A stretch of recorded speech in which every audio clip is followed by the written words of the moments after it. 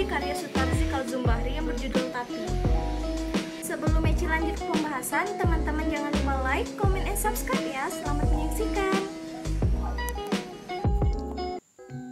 Pengertian mantra.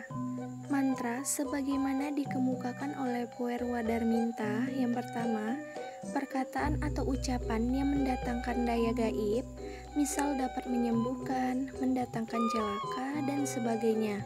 Yang kedua, susunan kata berunsur puisi seperti rima, irama, yang dianggap mengandung kekuatan gaib.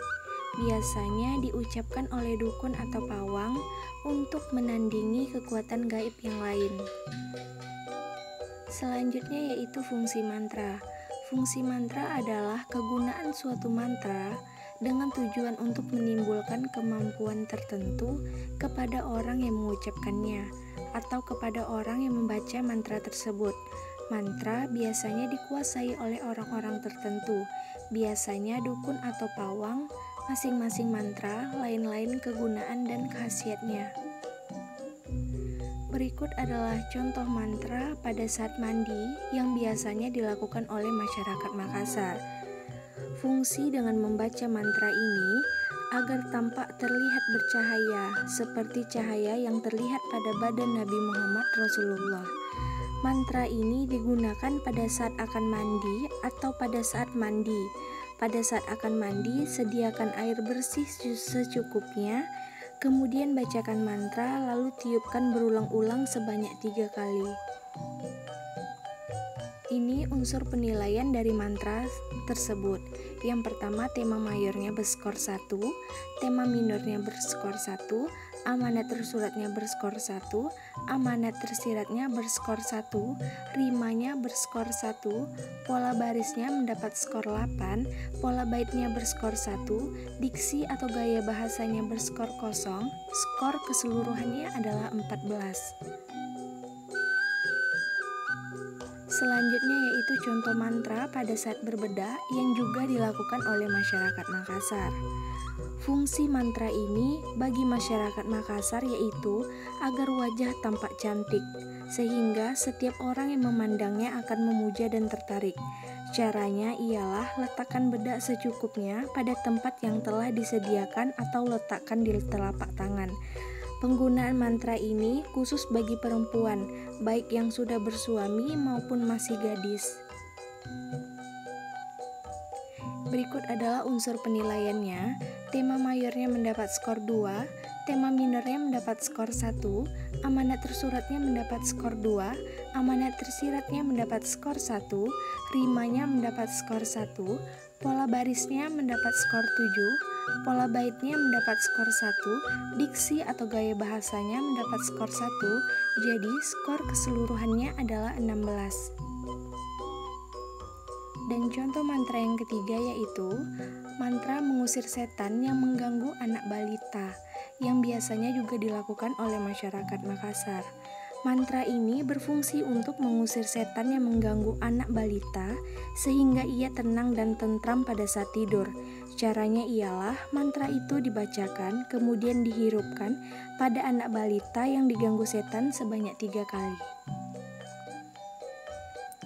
Berikut adalah skor penilaiannya. Yang pertama, tema mayornya mendapat skor 1, tema minornya mendapat skor 1, amanat tersuratnya mendapat skor 1, amanat tersiratnya mendapat skor 0, rimanya mendapat skor 1, pola barisnya mendapat skor 7, pola baitnya mendapat skor 1, diksi atau gaya bahasanya mendapat skor 1, jadi skor keseluruhannya adalah 13. Selanjutnya, bisa kita simpulkan dari ketiga mantra itu ialah 3 macam mantra yang berasal dari Makassar ini ialah semacam puisi yang bentuknya dapat disamakan dengan mantra. Jumlah barisnya tidak tentu, akan tetapi kata-kata dan iramanya tertentu. Mantra diucapkan dalam bahasa Makassar yang menunjukkan pada sifat khasnya. Sebagai mantra bersumber dari ayat-ayat Al-Quran, keberadaan mantra di tengah-tengah masyarakat pendukungnya memerlukan penggalian nilai budaya yang mendalam, baik dari segi kepercayaannya maupun dari segi kebergunaannya. Baik Baiklah, selanjutnya kita akan menilai puisi Tapi karya Sutarji Kalozombari yang berpengaruh mantra. Berikut adalah puisinya. Selanjutnya, unsur penilaiannya yang pertama, tema mayornya mendapat skor 1, tema minornya mendapat skor 0, amanat tersuratnya mendapat skor 3, amanat tersiratnya mendapat skor 1, rimanya mendapat skor 2, pola baris mendapat skor 16, pola baitnya mendapat skor 1, diksi atau gaya bahasanya mendapat skor 4, jadi skor keseluruhannya adalah 28. Alasan mengapa puisi Tapi mendapat pengaruh mantra. Yang pertama, puisi Sutarji yang berjudul Tapi memiliki satu tema, yakni tema mayor. Yang kedua, amanat tersurat dalam puisi Tapi juga lebih dominan dibandingkan amanat tersurat. Yang ketiga, dalam puisi Tapi terdapat pola larik yang mengikuti aturan 4-5 kata atau 8-12 suku kata. Yang keempat, puisi Tapi memiliki pola bait. Yang kelima, puisi Tapi memiliki pola rima baik di awal, tengah, maupun akhir. Hanya saja pola rima dalam puisi ini tidak beraturan. Yang keenam, puisi ini memiliki diksi konotasi yang hanya dapat dipahami oleh penulisnya saja. Dan selain itu, puisi Tapi juga merupakan puisi lama yang umum karya sastra ini memiliki unsur mistis seperti doa pada zaman dulu. Ada beberapa kepercayaan tertentu menggunakan mantra sebagai doa.